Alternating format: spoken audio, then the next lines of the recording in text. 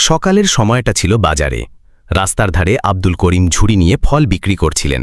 তার দুই মেয়ে ফাতিমা এবং রুকসানা দূরে পুলিশের সেবায় নিয়োজিত ছিল। দুই বোনই হাবিলদার ছিল। তাদের মোটেও ধারণা ছিল না যে তাদের বাবা কী পরিস্থিতিতে জীবনযাপন করছেন। আর আজ তাদের বাবার সঙ্গে এমন কিছু ঘটতে চলেছে যা তাদের আত্মাকে কাঁপিয়ে দেবে। আব্দুল করিম চুপচাপ ফল বিক্রির কাজে ব্যস্ত ছিলেন।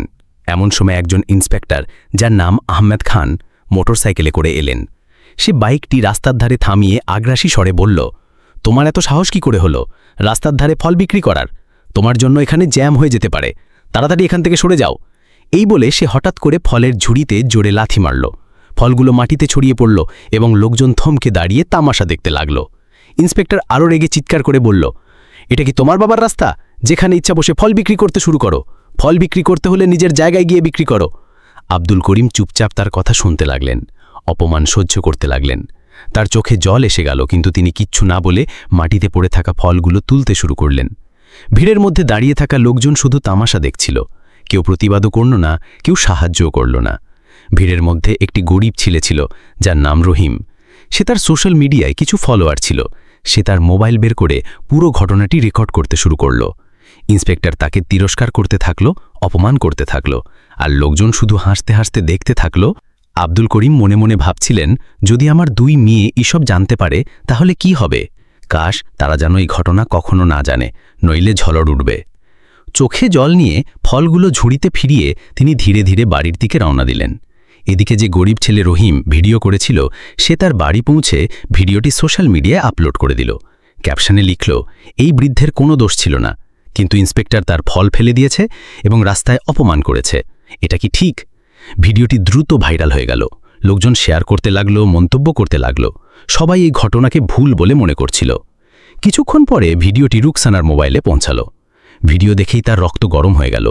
সে ভাবতেও পারেনি যে তার বাবার সঙ্গে এমন ব্যবহার করা হয়েছে, লোকজনের সামনে অপমান করা হয়েছে, এমনটি চড়ও মারা হয়েছে। রুকসানা তৎক্ষণাৎ ভিডিওটি তার বড় বোন ফাতিমার কাছে পাঠিয়ে দিল। ফাতিমা ভিডিও দেখে রাগে লাল হয়ে গেল। তার চোখে জল এসে গেল।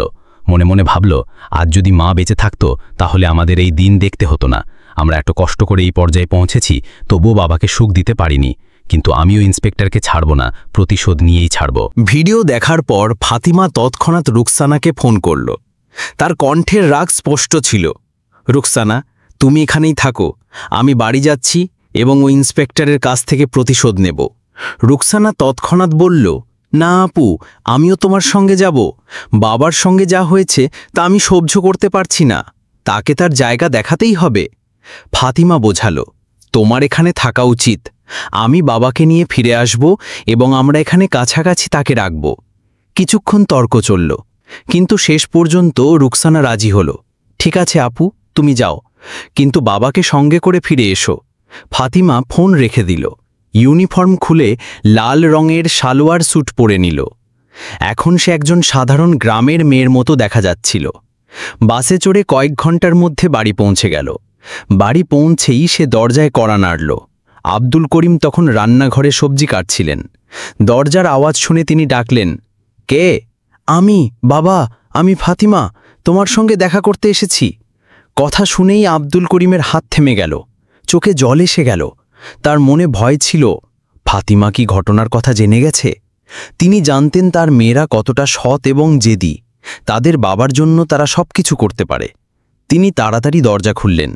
সামনে দাঁড়িয়ে থাকা মেয়েকে দেখে বাবা মেয়ে জড়িয়ে ধরলেন, যেন বছরের দূরত্ব এক মুহূর্তে মুছে গেল।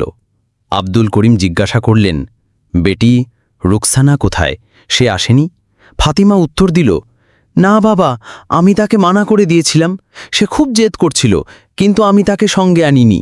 আব্দুল করিম বলল, আচ্ছা, আগে ভেতরে আয়। ফাতিমা রান্নাঘরে গিয়ে সবজি দেখে বলল, বাবা, তুমি বসো, খাবার আমি বানিয়ে দিচ্ছি। কিছুক্ষণের মধ্যে খাবার তৈরি হয়ে গেল। বাবা মেয়ে একসঙ্গে বসে খাবার খেলেন এবং তারপর কথা শুরু হলো। ফাতিমা সরাসরি প্রশ্ন করল, বাবা, তোমার সঙ্গে যা হয়েছে তুমি আমাকে কেন বলনি? এটা খুব অন্যায়। আমি ওই ইন্সপেক্টরকে সাসপেন্ড করিয়ে ছাড়ব। সে আইনের বিরুদ্ধে কাজ করেছে এবং আমি তাকে দেখাবো আইনের শক্তি কি। আব্দুল করিম ভয়ে ভয়ে বললেন, বেটি, ছেড়ে দে, সে পুলিশের লোক। যদি এমন কথাও বলে থাকে তাতে কি হয়েছে? ফাতিমা কঠিন স্বরে বলল, না বাবা, তুমি চুপ করো। আমি জানি আমাকে কি করতে হবে। সে যা করেছে তার শাস্তি তাকে পেতেই হবে। এই বলে ফাতিমা লাল রঙের শাড়ি পরে সাধারণ গ্রামের মেয়ের মতো সেজে সোজা থানার দিকে রওনা দিল। এটি সেই থানা ছিল যেখানে ইন্সপেক্টর আহমেদ খান কর্মরত ছিল। রফিকুল ইসলাম অবাক হয়ে বলল, কি? ইন্সপেক্টর আহমেদ খানের বিরুদ্ধে রিপোর্ট?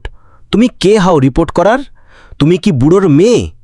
তোমার কি মনে হয় আমি ইন্সপেক্টরের বিরুদ্ধে রিপোর্ট লিখব? তিনি কিছু ভুল করেননি। আর যদি চর মেরেও থাকেন তাতে কি হয়েছে? সে রাস্তায় ফল বিক্রি করছিল। ভুল তো তোমার বাবারই ছিল। ফাতিমার চোখের রাগ জ্বলে উঠল। সে বলল, দেখুন, আমাকে আইন শেখাবেন না। আমি আইন পড়েছি এবং ভালো করে জানি আইন সম্পর্কে। আমি সেই আইনের সাহায্যেই তাকে শাস্তি দেব। যদি আপনি রিপোর্ট না লেখেন তাহলে আমি আপনার বিরুদ্ধেও ব্যবস্থা নেব। রফিকুল ইসলাম হতবাক হয়ে গেল। এই সাধারণ গ্রামের মেয়ে এত আত্মবিশ্বাসের সঙ্গে এবং ভয় ছাড়াই কথা বলছে, যেন তার পিছনে কোনো বড় শক্তি আছে। সে বলল, তুমি কে আর তোমার এত ক্ষমতা যে আমাদের সাসপেন্ড করাবে? আমরা চাইলে এখনই তোমাকে জেলে ভরতে পারি। ফাতিমা কিছু না বলে তার সরকারি আইডি কার্ড টেবিলে রাখল। আইডি থেকে রফিকুল ইসলামের চোখ ছানা বড়া হয়ে গেল। ভয়ে ভয়ে বলল, আপনি হাবিলদার? সরি ম্যাডাম, বলুন কি করতে হবে? ফাতিমা কঠিন স্বরে বলল, এই থানার অবস্থা খুব খারাপ। এখানে ন্যায় বলে কিচ্ছু নেই। সরি বললে কিচ্ছু হবে না। এখন আমি সরাসরি আপনার এবং ইন্সপেক্টরের বিরুদ্ধে ব্যবস্থা নেব। ঠিক তখন থানার দরজা খুলে ইন্সপেক্টর আহমদ খান ভেতরে ঢুকল। মেয়েটিকে দেখে হালকা হাসি দিয়ে জিজ্ঞাসা করল, কি ব্যাপার, কি করতে এসেছ? ফাতিমার মনের ভেতর ঝড় চলছিল। যদি সে আইনের প্রতি শ্রদ্ধা না করত তাহলে সেই মুহূর্তে তাকে চর মেরে দিত। কিন্তু সে আইনের রক্ষক ছিল, তাই শুধু বলল, মনে রেখো, আমি তোমাকে সাসপেন্ড করিয়ে ছাড়ব। তোমার আইনে থাকার কোনো অধিকার নেই। আমার কথা তোমার জন্য খুব ভারী হবে। এই বললে ফাতিমা থানা থেকে বেরিয়ে গেল। ভিতরে দাঁড়িয়ে থাকা কনস্টেবল রফিকুল ইসলাম এবং ইন্সপেক্টর আহমেদ খান নিজেও ভাবনায় পড়ে রইল। এই মেয়ে কি সত্যি ব্যবস্থা নেবে? ফাতিমা বাড়ি ফিরল। কিছুক্ষণ ভাবল, তারপর একটা পরিকল্পনা মাথায় এলো। পরের দিন সকালে সে সোজা এসপি অফিসে পৌঁছালো। অফিসে এসপি ম্যাডাম নাজমা বেগম বসেছিলেন। ফাতিমা সময় নষ্ট না করে মোবাইল বের করে তাকে ভাইরাল ভিডিও দেখালো। ম্যাডাম ফাতিমা, আমি জানি আপনি হাবিলদার, কিন্তু আমাদের আইনের জন্য প্রমাণ এবং সাক্ষীর দরকার। যতক্ষণ না আপনি প্রমাণ এবং সাক্ষী নিয়ে আসবেন ততক্ষণ ব্যবস্থা নেওয়া সম্ভব নয়। ফাতিমা সম্মতি জানিয়ে বেরিয়ে পড়ল। বাড়ি ফিরে সেই সোশ্যাল মিডিয়া অ্যাকাউন্টে তদন্ত শুরু করল যেখান থেকে ভিডিও পোস্ট হয়েছিল। কয়েক ঘন্টার মধ্যে সে সেই গরিব ছেলে রহিমকে খুঁজে পেল যে ভিডিওটি রেকর্ড করেছিল।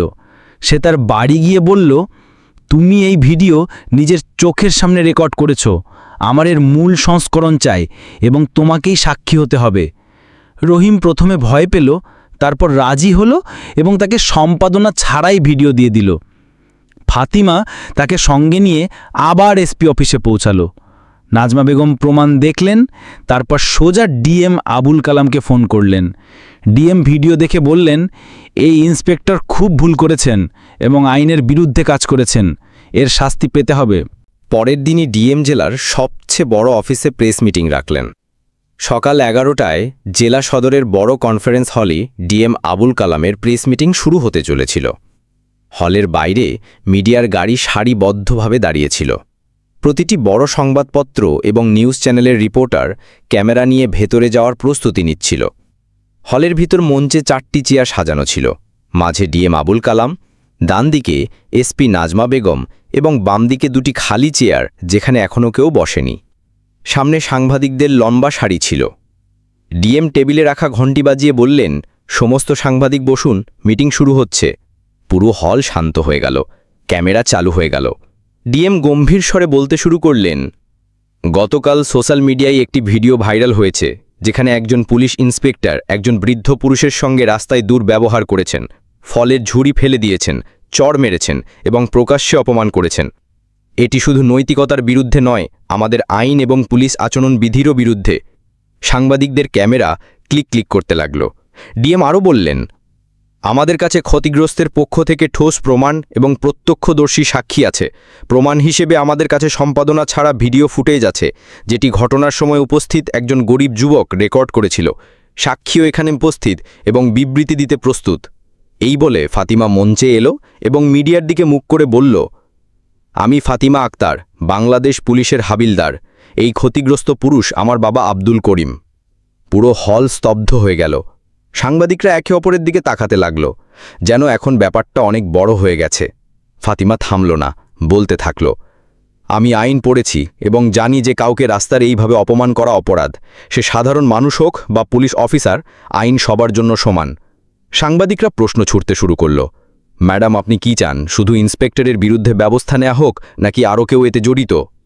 ফাতিমা উত্তর দিল, এই ঘটনায় শুধু ইন্সপেক্টর নয়, থানার এসআই রফিকুল ইসলামও সমান দোষী, যিনি অভিযোগ নিতে অস্বীকার করেছেন, ক্ষতিগ্রস্তের উপহাস করেছেন এবং আইনের উপহাস করেছেন। SP madam Nazma Begum microphone নিয়ে বললেন, আমরা অভ্যন্তরীণ তদন্ত শুরু করেছি, কিন্তু যেহেতু ব্যাপারটি গুরুতর এবং ক্ষতিগ্রস্তের পক্ষে পাকা প্রমাণ রয়েছে, আমি সুপারিশ করছি যে দুজন অফিসারকে তৎক্ষণাৎ সাসপেন্ড করা হোক, যাতে তদন্ত নিরপেক্ষ হয়। ডিএম মাথা নেড়ে আদেশ পড়লেন। তৎক্ষণাৎ প্রভাবে ইন্সপেক্টর আহমেদ খান এবং এসআই রফিকুল ইসলামকে সাসপেন্ড করা হলো। এই আদেশের কপি পুলিশ সদর এবং মন্ত্রণালয়ে পাঠানো হবে। সাংবাদিকদের মধ্যে ফিসফাস শুরু হয়ে গেল। এত দ্রুত ব্যবস্থা, এটা তো একটা দৃষ্টান্ত। মিটিং শেষ হতেই ডিএম জেলা প্রশাসনের আইনি উপদেষ্টাকে ডাকলেন। আমি পুরো প্রক্রিয়াটি আইনি কাঠামোর মধ্যে করতে চাই। নোটিশ তৈরি করুন এবং সাসপেনশন লেটার প্রস্তুত করুন। আইনি উপদেষ্টা জানালেন, স্যার, প্রথমে আমাদের একটি চার্জশিট তৈরি করতে হবে, যেখানে আইপিসির ধারা এবং পুলিশ আইনের অধীনে করা ভুলগুলো লেখা হবে। তারপর একটি বিভাগীয় তদন্ত কমিটি গঠন করা হবে। তবে সাসপেনশন আদেশ তৎক্ষণাৎ কার্যকর হতে পারে, যাতে অভিযুক্তরা তদন্তকে প্রভাবিত না করতে পারে। ডিএম তৎক্ষণাৎ আদেশ দিলেন এবং 2 ঘন্টার মধ্যে সাসপেনশন লেটার প্রস্তুত হয়ে গেল।